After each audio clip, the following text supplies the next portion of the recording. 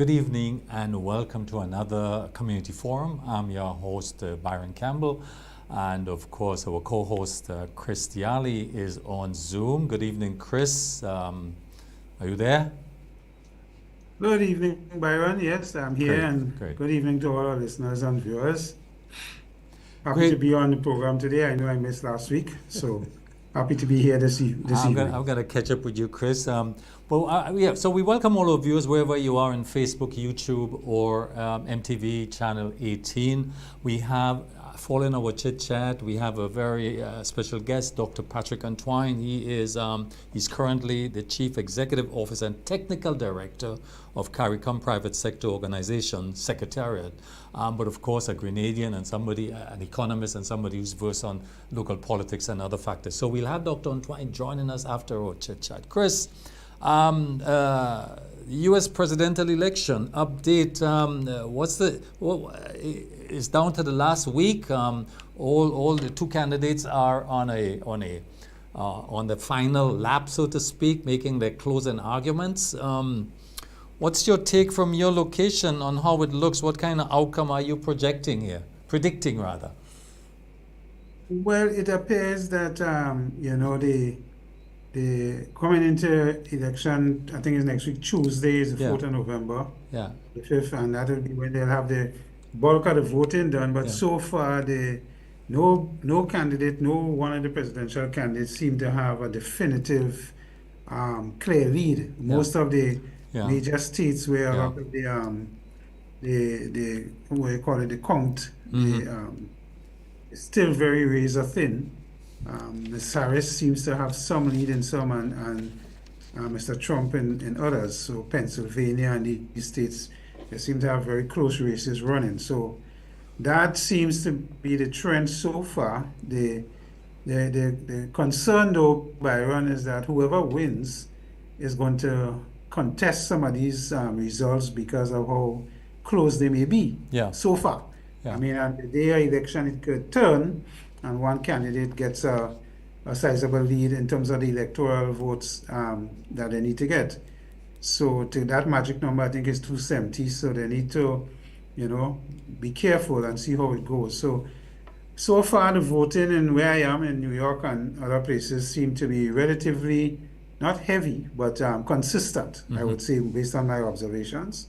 So that is a good thing, and let's see what happens. My projection, Chris, well, not preference of candidates, but projections in terms of based on my sense of what's taking place there from media report and other data I'm looking at. I'm projecting Trump to win.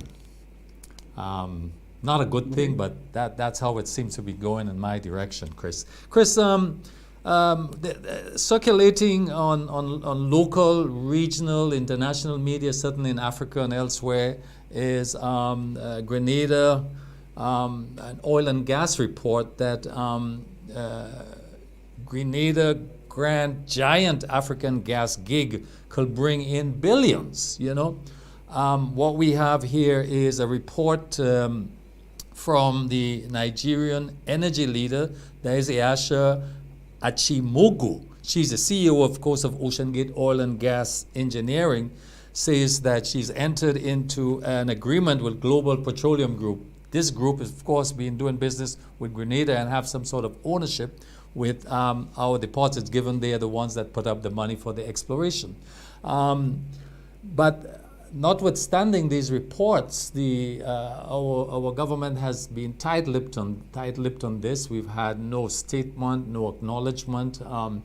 When interviewed, I think it was last week, the Prime Minister said that the oil and gas task force headed by Mr. Nazem Burke has been working. They've engaged technical consultants, and it is likely that by next year, early, we should have some kind of report from them. But the Prime Minister, we know, was recently in Nigeria on private business. But here we have, a week later, this big news coming out of Nigeria. But the other aspect of it, Chris, is that given the ongoing conflict in Ukraine and the sanctions by Europe and the United States on doing business with Russian companies, how does that fit into this information we're getting now? What's your take on this? Well, it's good to hear that the oil and gas thing is back on the agenda and is back on the government's agenda in order for us to understand what is going to be happening in GPG and what is going on there. Anyhow, we take it, oil and gas for Grenada could be a positive thing based on how it's explored and exploited to our benefit. And then you have to balance that against the climate situation and footprints to carbon and all of that. But we know oil and gas would not be out of the window anytime soon. So there will be a lot of years first before we get to total conversion. The GPG Nigerian agreement, we don't know exactly what is in the agreement and what kind of authority GPG have to sublease part of the agreement, I am assuming, here to the Nigerian outfit.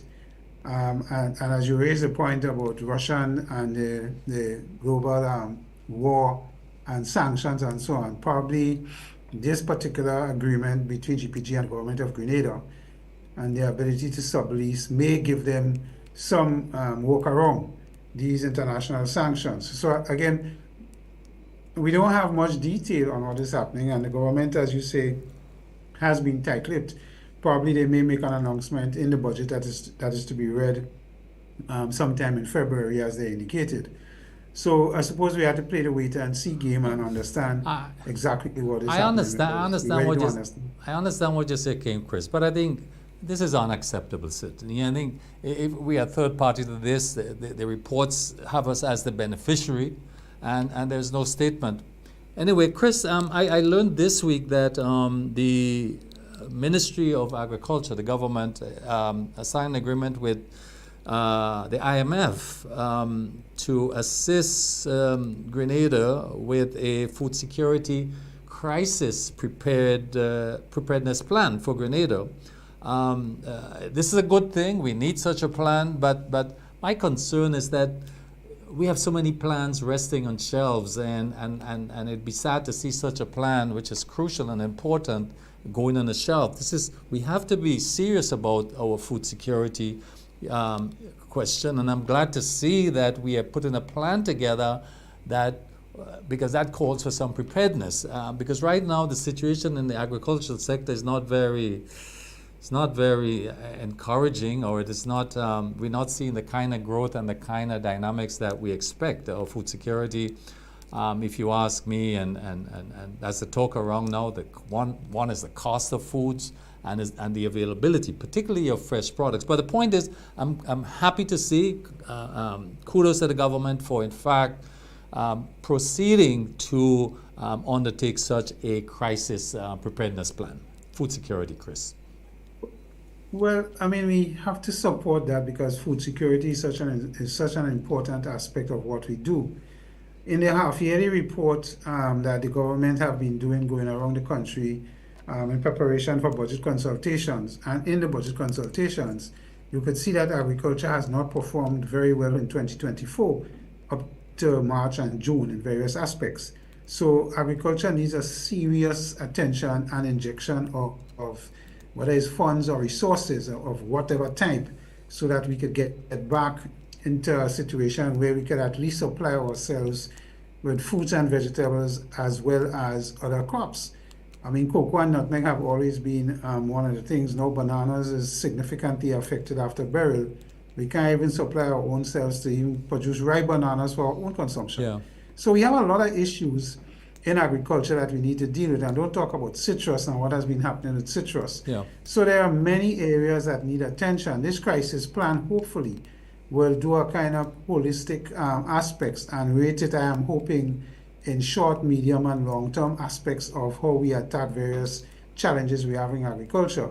So let us see what the budget will do. The budget is supposed to be read next year, later Chris, on in 2025. In February. So let's see what is going to be there for agriculture. Yeah. But Chris, I mean, just to stay on this for a moment, there's a certain, I've been in the countryside, there's a certain anger, a certain frustration coming from the farming community, One of them, for example, has to do with the promised payout that is not happening, or it is not happening to the extent that it was promised or indicated. So rather than being a positive thing, it's ending up being a very, it's creating a certain amount of frustration out there with persons within the farming community. So this is something the government should really, it's a positive thing to have agreed to provide income support to the farmers given their loss coming out of Beryl. But the way it's been ruled out and the way it's been managed is one thing, so it's creating a lot of frustration out there in the farming community. Well, Byron, we have to hope the politics is not playing, because I remember the checks were supposed to be done through the presentation of various ministers in their various constituencies. I don't know if they were using the constituency offices. But when the Minister of Agriculture, Mr. Andrews, announced this initiative, they didn't appear as though money was the issue. And they were saying that checks were ready. There was a first phase and a second phase. So I'm not certain in terms of numbers how many farmers in total have been paid in either phase to understand whether this is going efficiently or not. So it's something we probably need to look at a little deeper to understand if it's a money issue or if it is a logistics issue in getting the farmer to a particular center to get it paid. Yeah, let's hope so. Chris, before we go on to the our guest, you look at what's happening and the ongoing Israeli war, the ongoing onslaught. It's not letting up. I mean, the harrowing levels of death and injury and destruction in Gaza and Lebanon now. You're talking about over 42,900 persons been killed, over 100,000 now been wounded. And I think that the most serious point here is the banning of the relief organization, the UN Relief Organization, this agency working for Palestine refugees, UNRWA, and Israel wants to ban these organizations from operating in Gaza and other places. So it's just, it's difficult, Chris, to really, for the world to see this ongoing genocide and slaughter of destruction taking place. It hurts, and I can't be sitting here and not recognizing it and for what it's worth. Chris. I know you're passionate about this, Byron, and I know you have conflict in understanding how we could call ourselves advanced nations in the world at this stage in our evolution and be carrying on after World War I, II, Vietnam War, and so on. We engaging in this kind of destruction of human life and infrastructure in general, and it wonders what we think about as nations when we do these things. So I know you're very upset about and passionate about what is happening, and the world just seems to be standing by and not having the European nations. They try to intervene. I know France and them were trying seriously to see how they could limit weaponry going into Israel, weaponry and ammunition. I don't know if that is working, but once the United States, unfortunately, continues to take the position they're taking in terms of supporting Israel in this particular war with, and Israel is fighting this war on many fronts now, north and east and west, that it really is a tragedy happening generally. And it's something that I don't know how we will deal with it unless the U.S. decides to take a more firm step. Yeah, I think so, Chris. Chris, we have to take a break now. After the break, Dr. Patrick Antoine will be joining us. So viewers, stay with us. We'll be right back momentarily.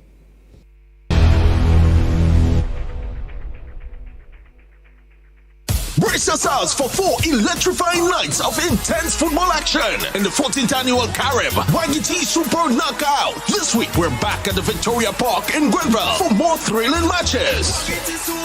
Friday, November 1st, kickoff time, 7 p.m. Game 1, Courts Ready Cash, Queen's Park Rangers versus 10 XO Legends. Game 2, Sub Spartans versus Trenchtown FC. Saturday, November 2nd, doubleheader, starting at 7 p.m. Game 1, Wickham Construction North Stars versus St. John Sports Club. Game 2, FC Camahorn versus Chantabelle FC at 9. Then on Sunday, November 3rd, the excitement continues. Game 1, Spice Mobile Idlers versus Foot Golf. Game 2, Paradise FC Youth versus Police Sports Club. Then on Monday, November 4th, the final night of Week 2 is at Monrouge Playing Field, Grand Dance. Game 1, Just Sports Player Development Center versus Combined Northerners at 6 p.m. Game 2, IAL, Honved Sports Club versus Blast FC at 9 p.m. p.m. Admission only $20 for each action-packed day. The 14th edition of the Carib Wagiti Super Knockout is on. Don't miss a game.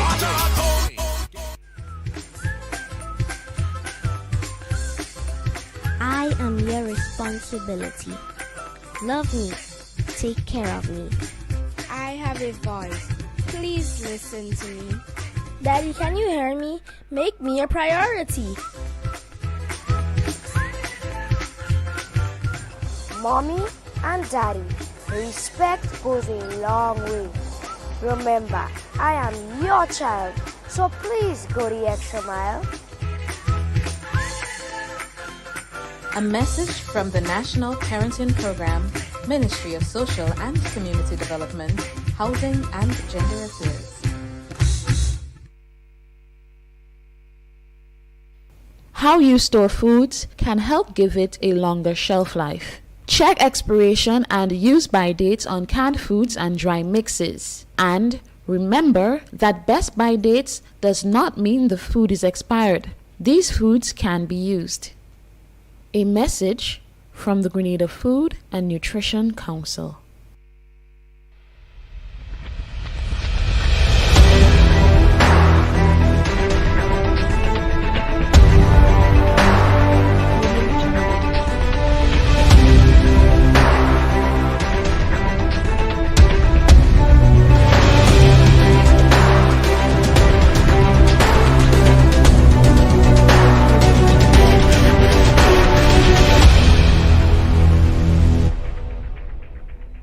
Welcome back, viewers, to MTV Community Forum. I'm your host, Byron Campbell, and Chris is with us also, Chris Diali, as our co-host. And as mentioned earlier, our guest this evening is Dr. Patrick Antoine.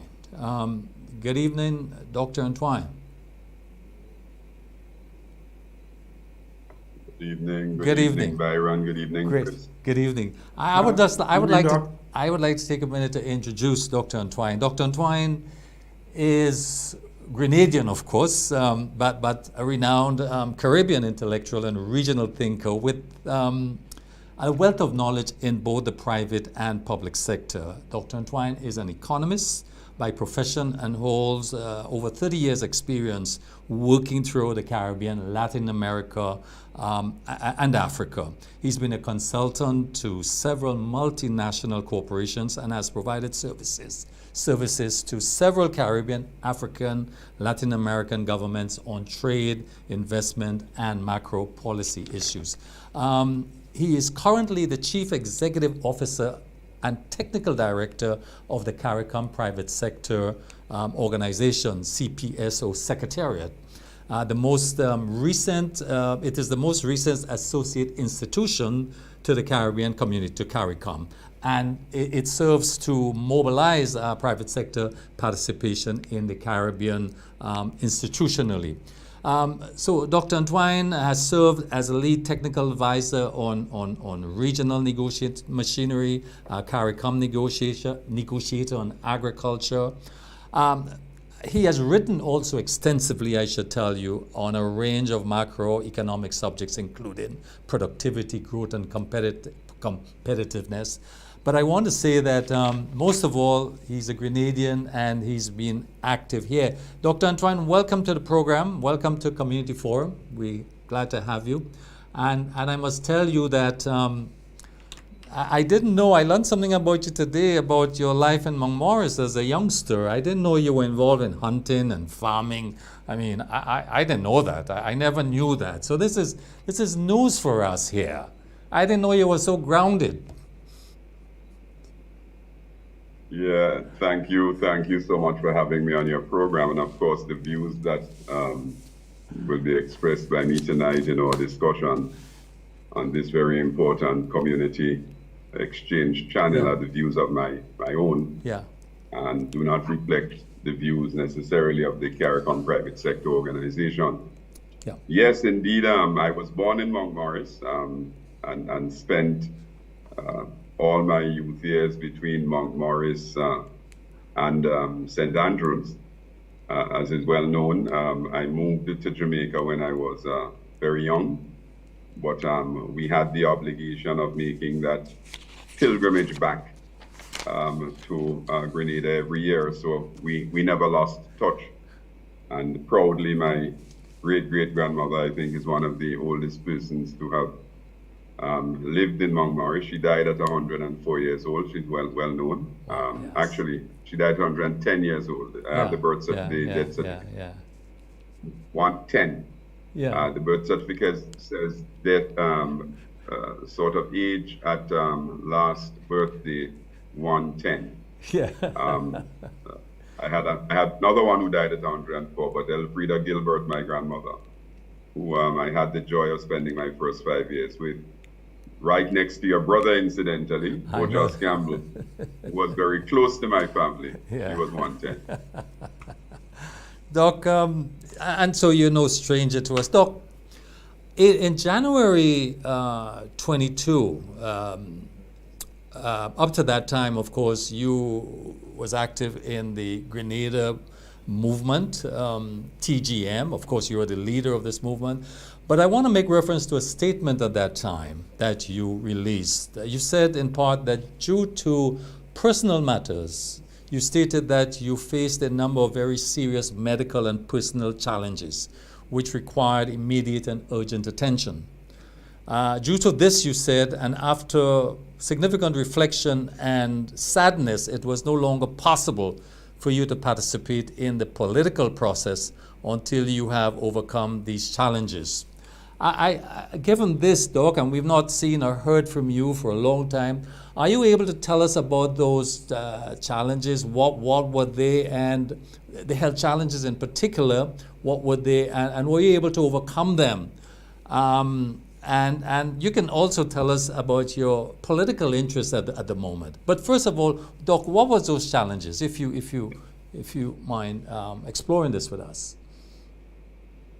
So I'm smiling, but I think the first really point I want to make in relation to the question is that I'm happy that I'm able to speak to you about that period and the health challenges of which I went through. I now feel no compunction in admitting that I had early stage colon cancer. And it was a surprise and a shock. I had some other challenges before that related to my stomach, and I kept checking, but skipped a check during COVID. And of course, when I checked and recognized that this was the case, it really floored me, because so many persons around me at that time had this increasingly prevalent disease at one time or another. So yes, it was a particularly traumatic period, which I now feel very comfortable talking about, because I have in fact overcome it. I've been doing 6-month checks, and I had my last check a couple weeks ago, fairly 100% clean. But I think it does lead me to say to my brothers in Grenada and the Caribbean and elsewhere that we have to check. We really have to keep checking. Were it not for my checking frequently, though I missed, the checks during COVID, the situation could have been much worse. I could not have been here able to tell you about this. Yeah. And there's one more thing. In my last check, as we did all the chemical tests, etc., in the United States, we did the PSAs and all of that. It really low scores. When I came back to the Caribbean, an elderly doctor asked me whether they did the physical check. The men listening would know what I'm talking about. Yeah. So I told him no. The young doctors actually said to me, the results are just sterling, and they could not have asked for better results in terms of the blood work and the PSA and all of that. Yeah. He said, look, Mr. Man, come and let me do a physical check, please. And I went in, humbled myself, and subjected myself to the physical check, and they found a lump. Notwithstanding all of the positive indications from the results. Luckily, on checking, the lump turned out not to be malignant. But I think the most important point for me as I walked away a week later relieved is that notwithstanding our disdain and dislike and the taboos we have about physical checks, we need to do them. The chemical checks are great, but I think there is no substitute for getting the physical checks as well. I've spoken cryptically enough for those listening, but I think we really have to get serious about early checks so that we can have early detection. Doc, I appreciate that, your openness on this, but I want to tell you, and I must throw this in because it's a major issue affecting particularly men's health. And part of the problem that we face here, I mean, last week we were talking about this, about our dire health situation, when we have our minister saying that everything's broken, we have 100 plus 10 position to fill, we're depending on health brigades, we are retired professionals. We have an issue here that is significant and needs to be addressed. Any thoughts on this?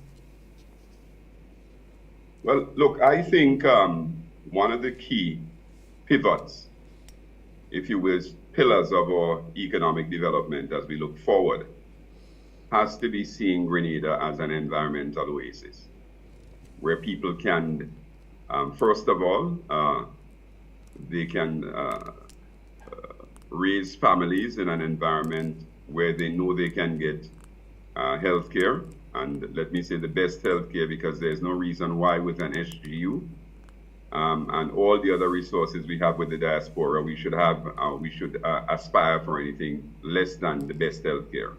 But also a place where we can attract persons who want to retire, and therefore they need to be close to first-rate health care. There's really no reason why this can't be an outcome that as a society we aspire for and take a hold of very quickly. And so when I hear, and I myself sort of get calls about the dire situation in our healthcare system, it does bother me, because it goes right back to what I just spoke about. And you're absolutely right about the connections. We want to have early testing. We want to have, primary health as the focus, healthcare as the focus, so that we don't have to have people essentially fall ill to the point where they have to be hospitalized as frequently, where we don't have to spend as much late on healthcare as we do now. So I believe we need to take a very serious look at this, and I have not hidden it in my own submissions before.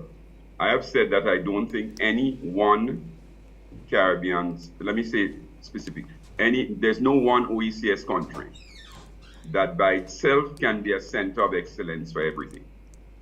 I believe that we need to, at an OECS level at least, working with countries like Martinique and Guadeloupe, we need to knit ourselves into a system where we can provide a full suite of healthcare services for our population. Yes, primary healthcare, but when we have to have very serious interventions, we have to have a system where we are able to get our people and those who essentially come to our shores after the best institutions across the OECS. Now, that to some extent is being done with one or two institutions in Trinidad. Unfortunately, it's costly, and the ordinary Grenadian really does suffer to get the treatment, first of all, to leave and come to Trinidad and Tobago. It used to be Barbados. And secondly, by the time they're finished going through that, you're looking at a family that's been seriously impoverished because the cost of that care is so substantial. But I'm bothered by it. I have myself brought medication to Grenada on an emergency basis for persons where the medication was not available. It is just something that I think we have to take a very serious look at as a society. Appreciate Doc. Chris, let me pass on to you. Chris. Yeah. So, Doc, good evening. Welcome again, and congratulations on what I saw happen with your daughter. I believe she graduated recently. Is it law? Yes, she did very well. She graduated with the degree of law and on the dean's list and topped a number of the courses in the program, and she's off doing an LLM in the UK by the grace of God. Excellent. So congratulations to you and your family. I know these are moments that you will treasure, seeing your child reach to those kind of levels. I want to just, Byron neglected, I think, to mention the Mount Sinai angle that the government have announced where they have engaged Mount Sinai to help them deal with the hospital in Grenada, I suspect from all angles, administrative and otherwise, and technical and so forth and so on. So I agree that we do have health issues and health problems. And I agree with you also that the issue of Center of Excellences in the OECS is just too expensive for us to be called Center of Excellences and to provide the care. However, the government and the last government and this government have decided to pursue an NHI system, a national health insurance system that could assist the more vulnerable ones among us that need to get health care and at least a good standard. The issue is, Doc, we have been talking about this for many years, many governments, and we just don't seem to be getting to a point where we could get over certain hurdles to give our people quality care. And I was looking at some comments recently by, I think it was Mr. Devon Rashi, that was asking some questions about how we plan to do this, implement, and effect. Pertinent questions, by the way, and I think, some hard decisions need to be taken in order for healthcare to move from one step to the other. And one of those is cost and being able to pay for better healthcare. What is your take? Do you believe that the NHI needs to be accelerated? The standards in the facilities need to be upgraded so that we could get and people could pay through an NHI. And at the same time, I'd like you to comment on the government's approach of building a new facility in Wester Hall, St. David's area that could raise the standards. And I am one that I'm not critical, but I believe even though we have a new facility, new equipment, we have to put the human resource there to operate it. And I believe we struggle on that. So your thoughts on that? Yeah, well, I think this is a weighty subject. Let me first of all say that based on what I said earlier about an OECS-wide system, the foundation of the point is that we have a scale problem. There are just not enough persons to pay for the quality care that I think our society, particularly in the absence or with deficient primary health care, requires, particularly now where we see just an upsurge in all sorts of non-communicable diseases. So the scale problem still has to be addressed. Now, what is a healthcare system premised on? Is it the building? I argue not. It's the systems that we put in place and the human resources that we have to drive it. Yes, the physical infrastructure does matter. And yes, equipping it with the kinds of technology that we need matters as well.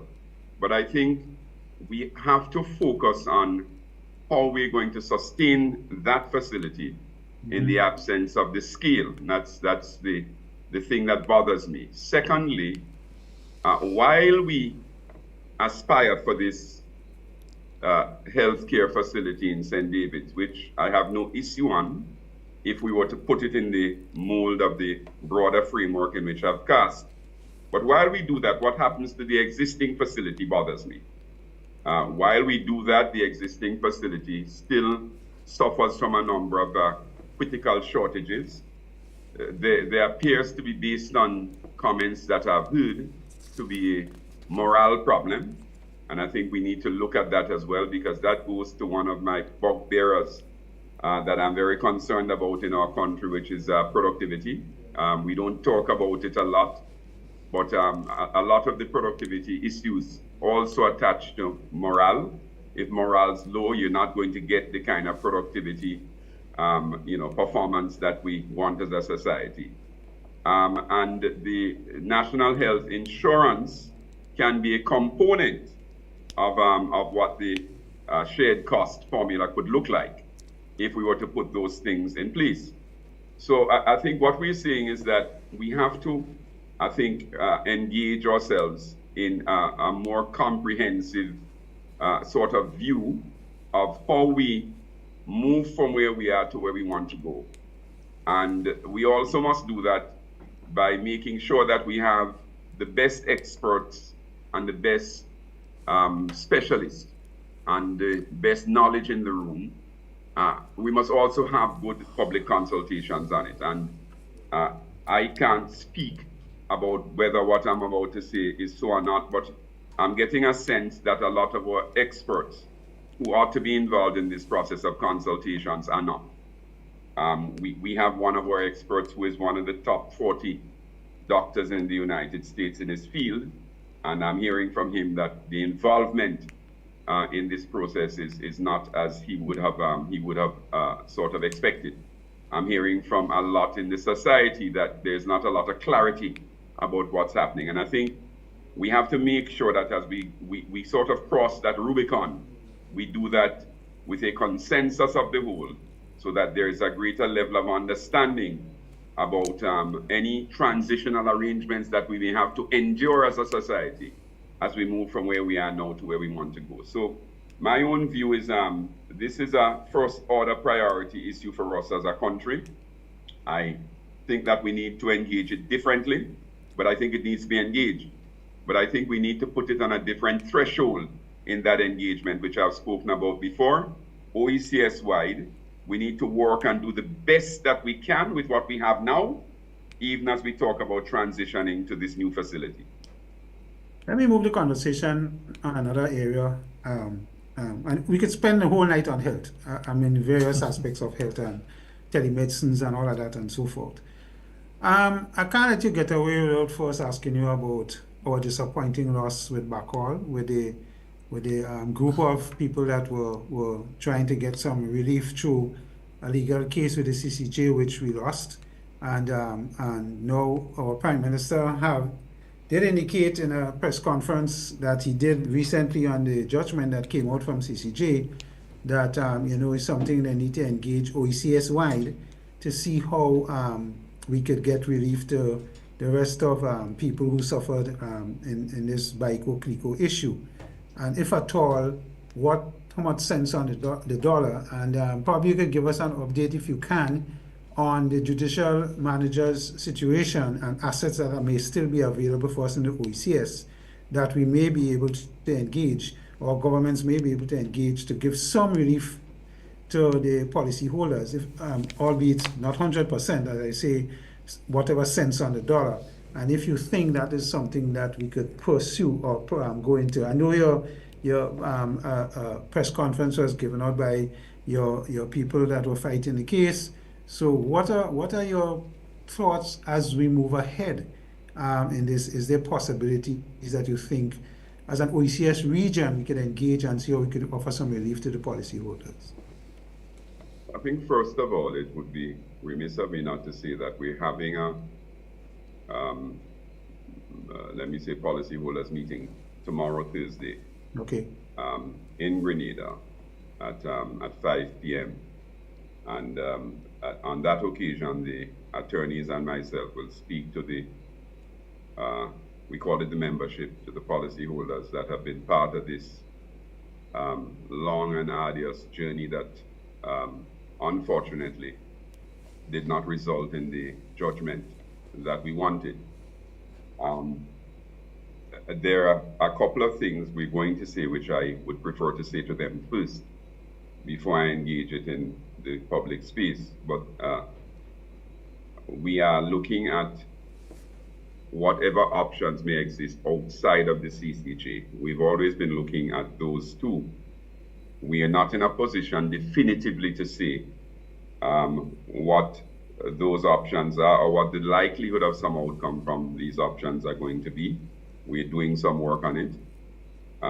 Clearly, it is a massive blow for our OECS civilization, which has been allowed to sustain for far too long, since 2009. We felt as policyholders that where governments did not appear ready to take the mantle of leadership in taking this matter to court, that it fell to us to do so. We have, for posterity, done so. Somebody had to stand up for this, and we, at great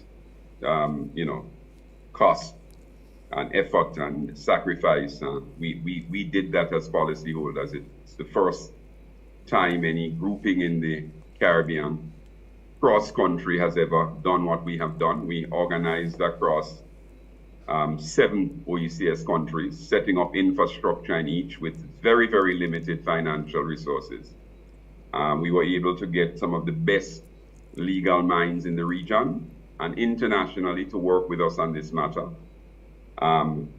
Unfortunately, the court did not see things the way that we did, and we are 100% convinced, as I suppose most persons who lose matters are, but in this one, we do feel that it is very difficult to justify in the context of our community the decision. We respectfully disagree is the way I want to go with this. That's really what I feel comfortable in saying now.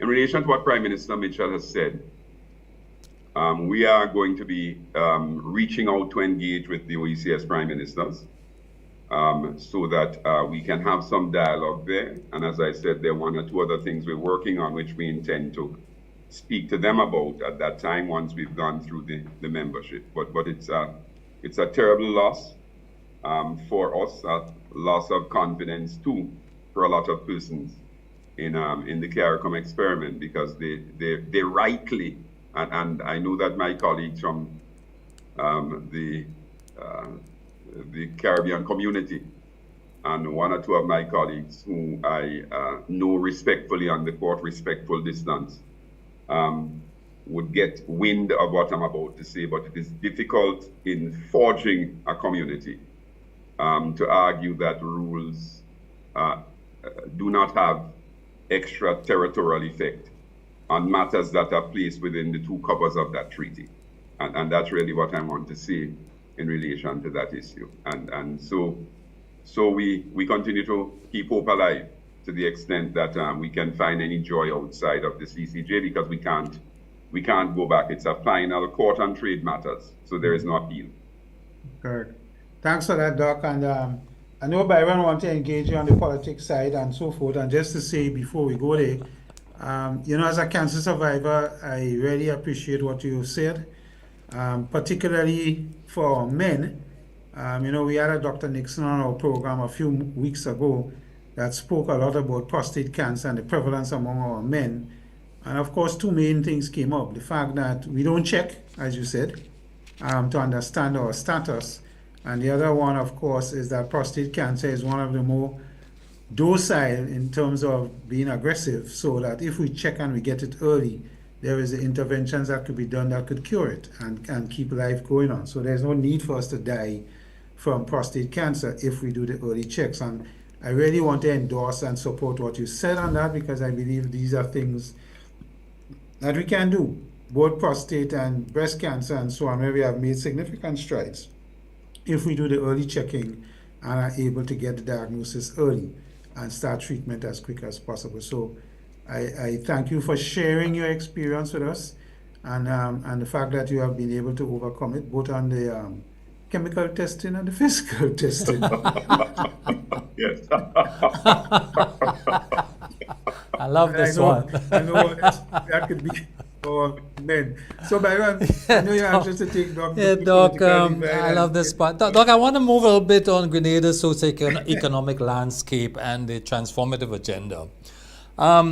Grenada has seen a fluctuating growth with a focus on diversifying the economy beyond tourism, healthcare, and economic diversification. There is a need, I would say, to track metrics such as employment rates, GDP growth, and public debt. One of the things we know is that, for example, the government's transformative agenda has focused on infrastructure, healthcare, and economic diversification.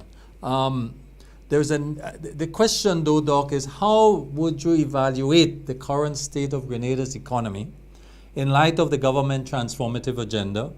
Do you see the agenda aligning well with Grenada's immediate needs and long-term goals? But more so, as an economist, what metrics will you suggest tracking to measure the impact of Grenada's transformative agenda? Are there ways you believe that needs greater focus? If you could explore this with us, Doc, please. Yeah, big topic, but let me jump into it this way. One of the good things I think we were able to do as a country, I'm not talking about party now, as a country, is to rally around the strategic development plan, which goes up to 2035. And that has been sort of a good roadmap for the way in which I think our society saw based on consultations, though not perfect. It's never perfect.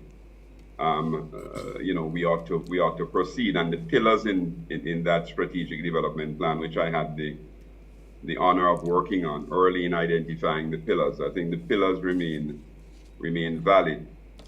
Where I think we've had a shift in the last 2 or 3 years is with the rise in things like AI, with the rise with things like 3D printing, with the way in which technology and information and communications technology has now diffused itself in various facets of even the productive infrastructure, in logistics, in service delivery, just in every facet of our lives. And I think that requires us, in terms of implementation, to do things differently.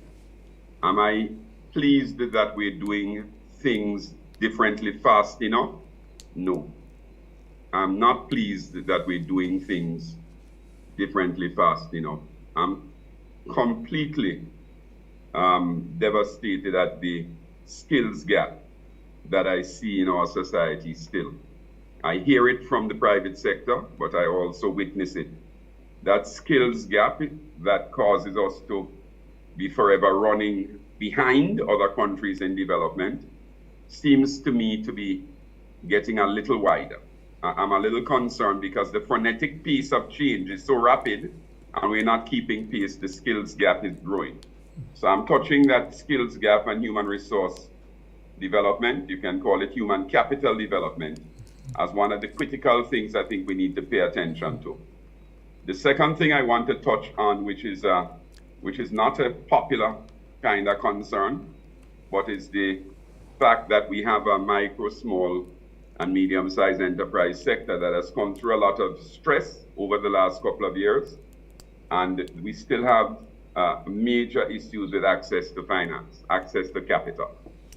So we have a human resource gap, we have a finance gap, which I think exists in terms of looking at the demand for and the supply of capital. Not that the banks or the credit unions don't have the capital, but actually pairing demand to supply continues to be a problem, and I think we need to look at that.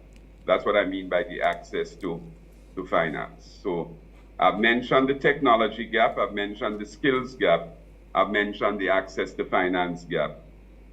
I'm also very concerned with the implications of all of these for the productive sectors. I'm taking it that way.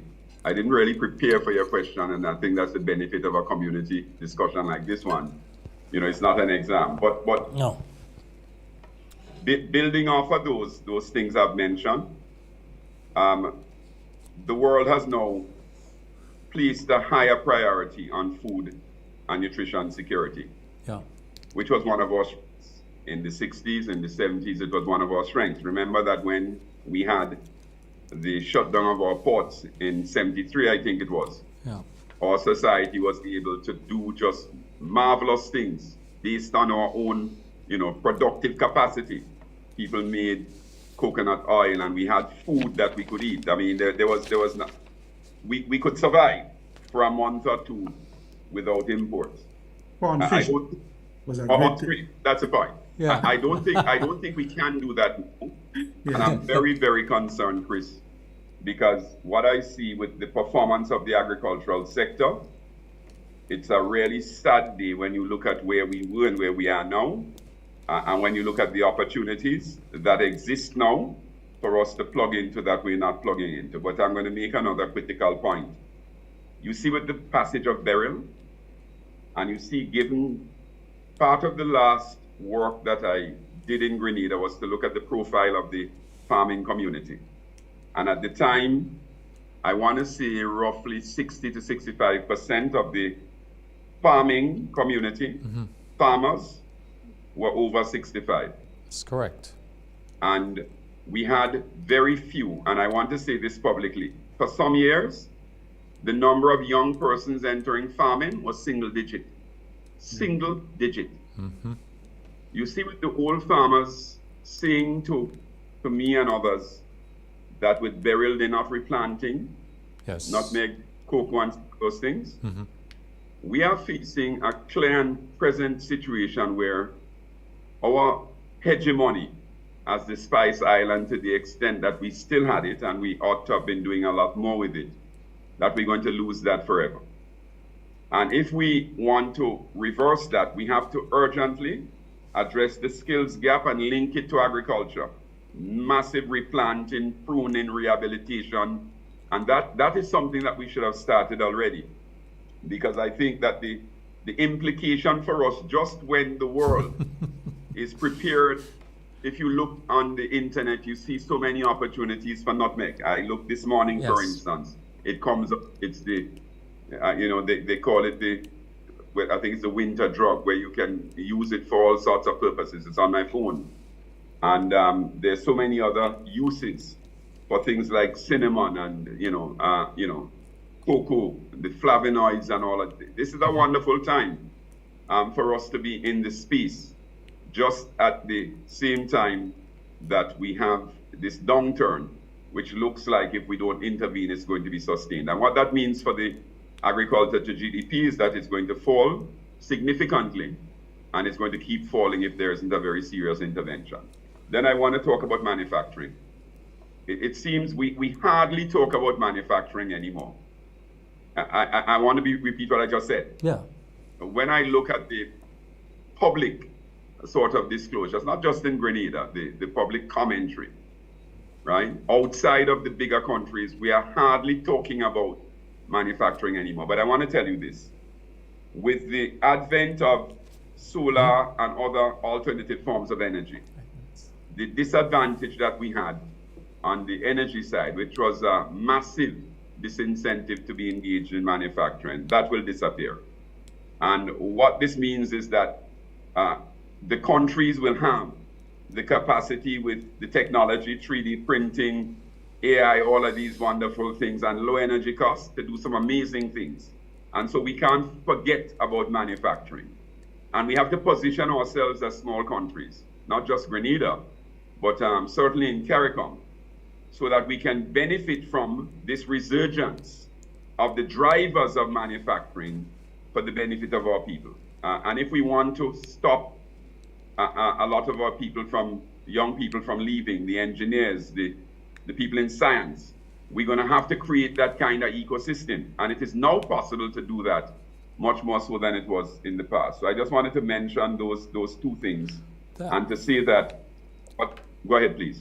No, that's crucial. I really appreciate this, and I mean, Doc, we really need. We have to see this as part one and look for a part two, because I wanted to take a question on the whole question of CARICOM, given your role there as the Chief Executive Officer and Technical Director of the CPS. So CARICOM economic integration has encountered many challenges. For example, CARICOM inter-regional trade is only about 15 to 20% of its total trade, with high expectations or dependence on extra regional imports. But also the question of implementing agreements. For example, the 25-25 to reduce our food import bill by 25% in next year. Impossible. So clearly you have implementation. But given the limited time we have, could you just give us a quick opinion on this, Doc? Very quickly, the integration process needs to be underscored and reaffirmed by the commitment of countries to do what they put in the treaty. A lot of countries are not doing that. Countries are still entering commitments, and the private sector is of the view that we need more harmonization. Only today, we had a tete-a-tete, many of us, and that continues to be a problem. There is not a harmonized framework across the countries to undertake the commitments that we agreed to undertake, for instance, in regulatory policy. We still have non-tariff barriers. We still can't export honey, despite all of the progress. I brought that matter, by the way, to COTED, to the Council for Trade and Economic Development. It's still not absolutely resolved, although there are green shoots that it's going to be resolved soon. It's been, I want to say, nearly 13 years. We still have these problems that continue to be developed. We still don't have a regional stock market to deal with the issue of how you get small persons to move from savings to investment and to benefit from the regional integration process. We still don't have freedom of movement of all categories of labor, which the heads had agreed to would have taken place by the 31st of March this year. And then there was some backpedaling in terms of the implementation of that. We think that's really important for us. So our view is that economic integration in CARICOM is a priority. The private sector, we absolutely need it. We think that the private sector is stronger for economic integration, so is our civilization. But we think that we're just not moving fast enough. And we think that we have to find modalities, whether it's a coalition of the willing, right? Where you have most countries that want to moving together until the others are ready.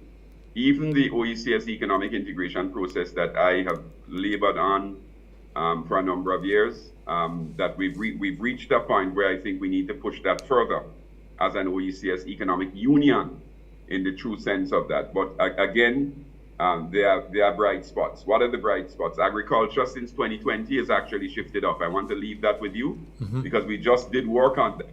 And agriculture is trending up in CARICOM intra-regionally. Manufacture is flatline, and that's not a good sign, but we don't have an industrial policy in CARICOM. When we have decisions, such as the ones we just had on British American and CLECO, right? Those decisions are not going to help us with the integration effort, because for us, integration also means that we're able to invest in each other's markets and be treated in the same manner. And I just wanted to leave you with that point, because I think for us, that's a matter that we're gauging the fallout from, but we see it as being an issue that will certainly not do good for the integration effort. 25 by 25, we're going to have to shift the deadlines. That's going to have to, we're going to have to push that out to 2030, because agriculture is trending up now after years of a lack of concerted effort by governments. And I think now, one thing this rallying around 25 by 25 has done is that it's focused the governments in trying to respond a lot more effectively and quickly to what the private sector needs if we are to essentially increase intra-regional trade in CARICOM in the way that we've all desired, and to, of course, reduce extra-regional imports into the community. We're going to have to shift the deadlines out, but that's a bright spot, and it's a good point on which I think to end, I want to thank you very much, Doc. But just a comment here. Is what happened in Guyana? Is it given an elusive kind of picture, given the high growth in Guyana, that when you look at the average, it looks too good to be true? No, I think what we're seeing in Jamaica, because one of the things we do in the CPSO is we identify opportunities, and a lot of the private sectors, they're now using the opportunities that we identify for growth in the common market and growth outside. We're having growth in countries like before the hurricane in St. Vincent and the Grenadines, marvelous, excellent exports from small levels, but growing rapidly into the United States. We have good performance from Jamaica, strong performance into the US as well. We have good performance from Belize, excellent performance from Belize and Guyana, so that we're having performance across the space for a lot of the countries. Grenada is, unfortunately, it's a matter of concern for us because the potential is there.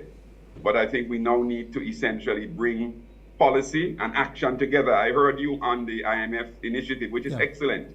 We need to back that up with a lot more action on the ground. And a lot of that, of course, will cut across everything I've said: finance, skills, and technology.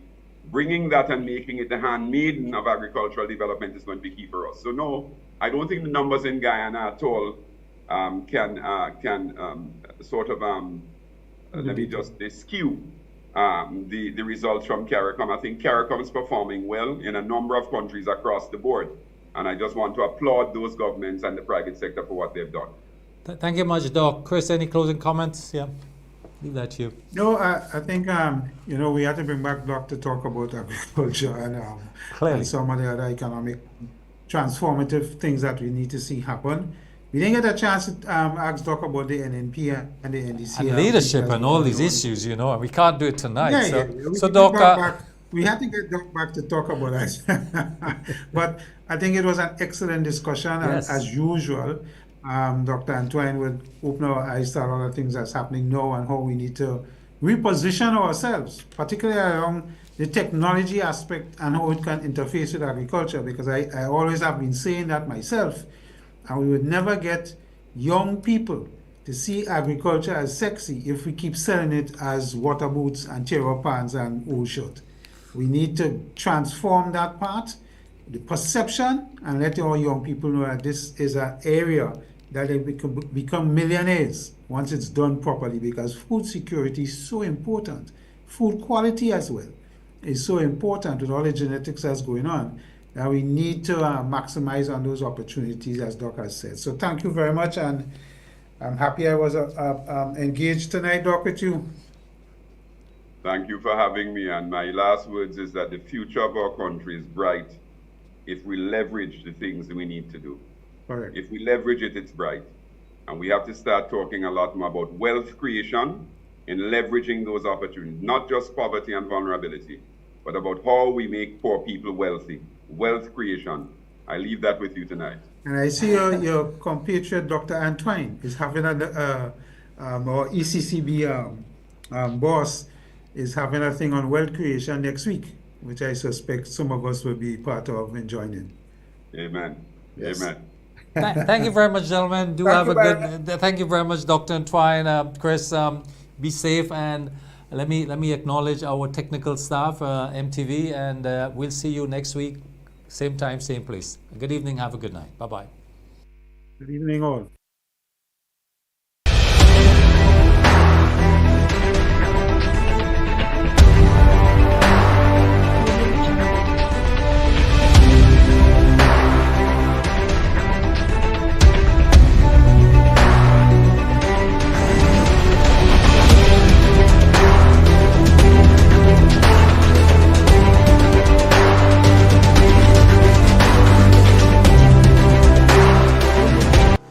Welcome to the future of shopping with Real Value IGA mobile app. Now, your favorite supermarket is right in your pocket. Whether you're a student, a busy parent, or in the diaspora shopping for friends and family at home, a Yachty or a Grenadian, our mobile app has you covered.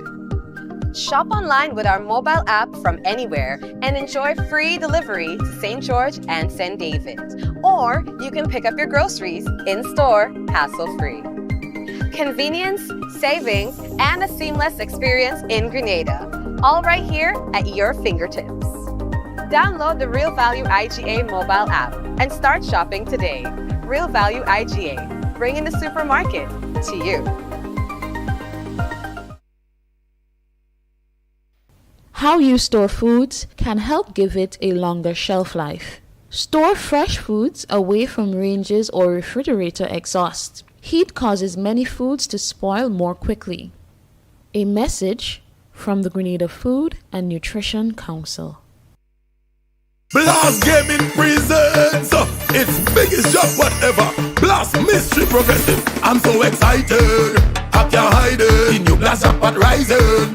And I like it. It going up and up and up and up and up. Blast up and up and up and up and up and up. Play selected games to win in the Blast Mystery Progressive. Pick until you match 3 gems and win one of the 5 cash jackpots. Or you can blast up with the Mystery Progressive jackpot. It going up and up and up and up and up. Blast up and up and up. Blast Gaming.